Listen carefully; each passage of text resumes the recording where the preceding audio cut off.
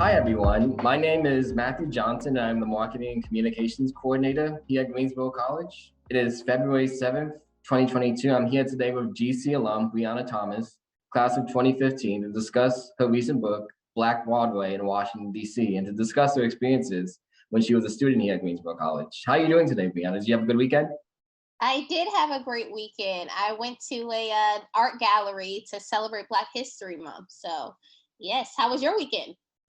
It was not as fun as that one. I wish I was a lot of errand running, but I wish that sounds like an awesome experience. I have some more weeks to try and get in some kind of event like that. So, Got some time. about Brianna's background, she had been published in Washingtonian Magazine and the Washington Post, earned her Master's of Journalism from the University of Maryland, College Park, earned her Bachelor of Arts in English and Communications here at Greensboro College, and is the co-pastor of the Maryland-based multi-site church, Open Bible Ministries. And in her book, Black Broadway in Washington, D.C., Briana highlights the history and present day of the U Street corridor in Washington, D.C., a unique section in the nation's capital full of a historic and important legacy of Black culture, arts, and businesses, and a key location during the Civil Rights Movement. And Briana, I know when I was reading, one of the businesses that I saw multiple times and was really helping my appetite grow was Ben's Chili's Bowl. And you acknowledged the Ollie's, who are the founder of the restaurant and the business. And I was just curious about like, what's your go-to menu item at Ben's Chili Bowl? I love their breakfast. Their breakfast is so good. Most people don't go for their breakfast. They prefer lunchtime, but breakfast, I get the half smoke with eggs and potatoes and a cup of coffee because I love coffee. But yeah, that's my go-to. It's really good. I want to remember that whenever I'm in the DC area again. I'm really curious about the process you took to like write an entire book about U Street. In your acknowledgments, you said that the seeds of this book began when you were an editorial fellow. So can you talk about the process of how it expanded from a project when you were a fellow to like becoming an entire book? Yeah, so when I was working at Washingtonian Magazine as a fellow, which is the fancier name for intern, but I was there and I got assigned this project to uncover the forgotten history of U Street, which is actually what the photo story ended up being titled once it was published. And so what I did was I highlighted the remaining three Black-owned businesses that were from the Black Broadway era, which is from this jazz 1920s Renaissance era where U Street was the hub for Black business, education. There were 300 Black-owned businesses in the U Street area during that time.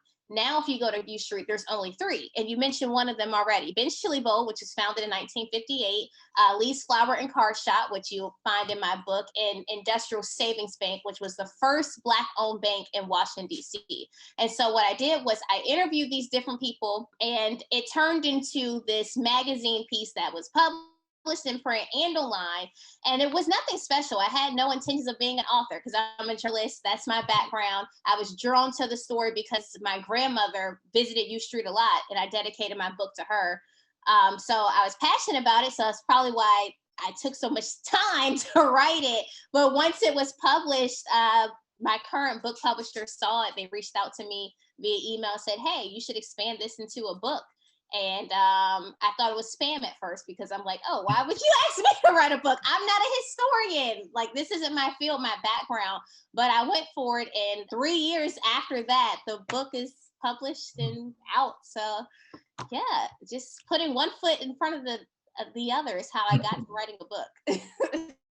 When I was reading your book, I was really interested in just like the history of like U Street and like the Capitol in general. And I thought you did a really great job of adding all that context about like finding like the location of like where it was going to be placed, where the Capitol was going to be placed.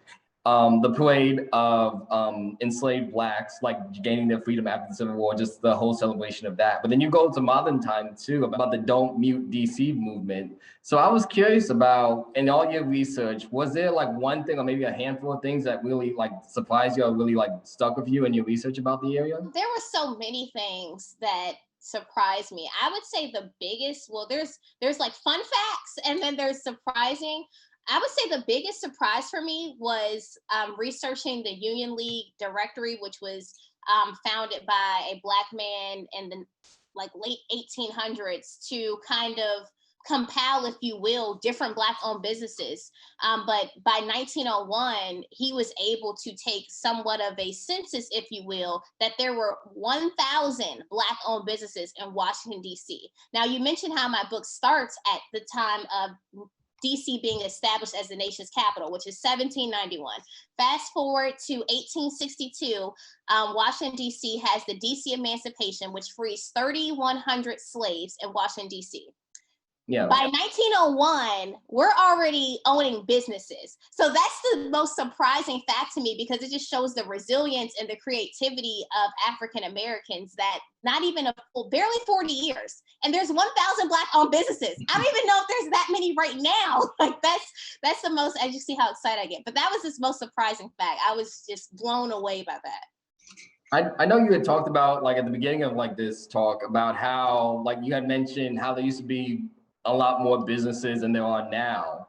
And I know, like, gentrification is a very complex topic, but when someone finishes like reading this book, especially like the last chapters, when you're talking about like the businesses, like, what would you want them to like take away about preserving like U Street and in the history of like similar areas of around the country?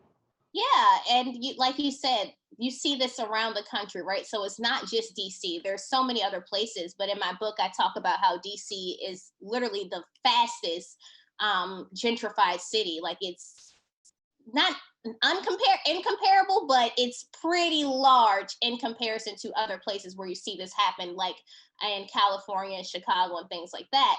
And I always tell people at the end of any spiel or book talk or whatever is, one, you already did the first thing, which is get educated, right? Read the book, know about the history. There's so many people that travel and come to DC and they like to go to brunch, and that's awesome, right? We love that. But then realize and recognize, like, the neighborhood you're in and the people that built it and what Black people had to go through in order for us to have a beautiful place where you can go out and tour these different places and things like that. So the first thing I always say is to be educated, and then the next thing is to be inspired, because whenever you learn something new, you don't want to just take it in. You want it to do something to you, so that way you make an impact and a change. And so the next thing is share it with somebody. Get educated and then tell somebody else. And hopefully while you're telling someone else, you're in the process of also doing something to make a difference. And so practical things, right? Because people always ask, practical things is support Black business. Not just in DC, but everywhere, right? You can Google nowadays. We don't need the Union League directory anymore. You can Google where there are Black businesses that you can spend your money and support small businesses, women-owned businesses.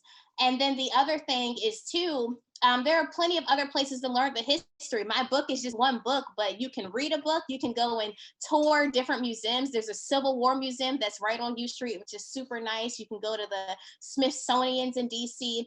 And then the last thing, which may take a little more work, but the biggest thing with gentrification and a lot of the businesses that are still there today is because they own the building. The other people were pushed out or moved out because the rent rates went so high, property taxes are through the roof. And so you can usually visit DC, but you might not be living there.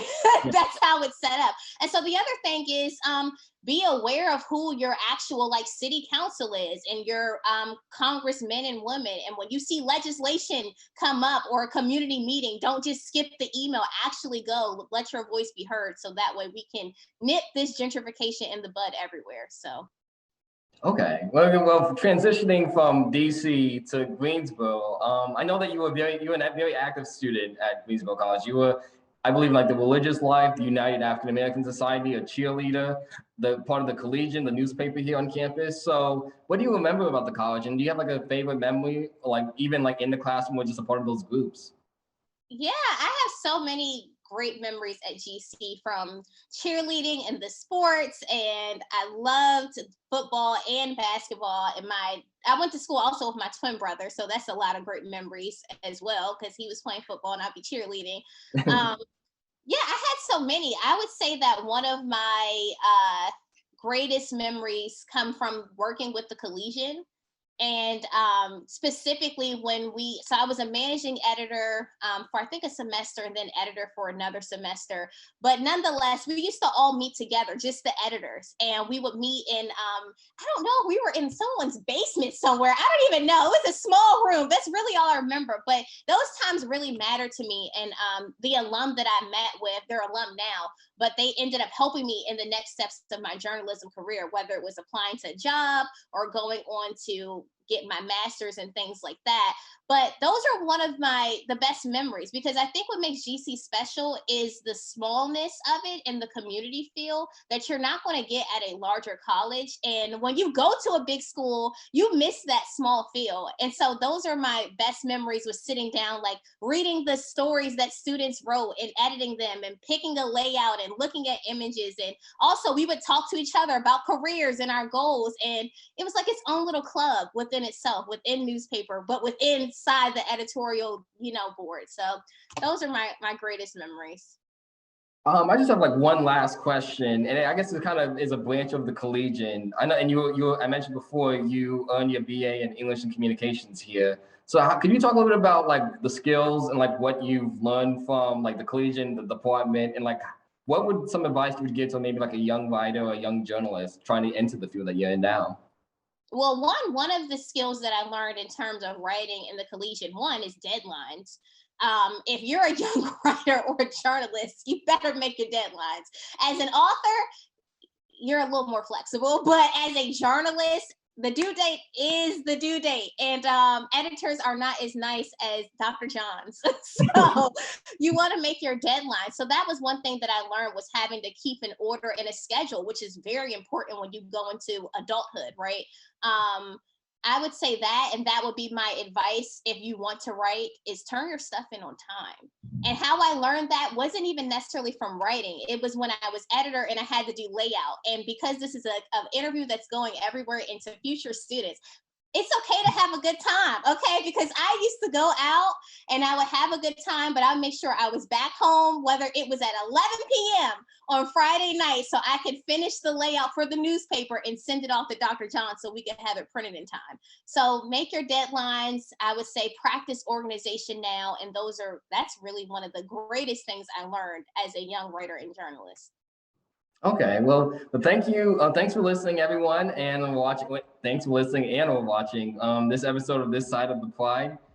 We especially hope you enjoyed our conversation with Briana. We really appreciate her taking the time out of her schedule to meet with us. If you're interested in following Briana on social media, you can find her at Instagram at The Black Broadway, and on Twitter at Briana Though, Briatho. And that's all for this episode. So see you next time, and thank you, Briana. Bye. Thank you.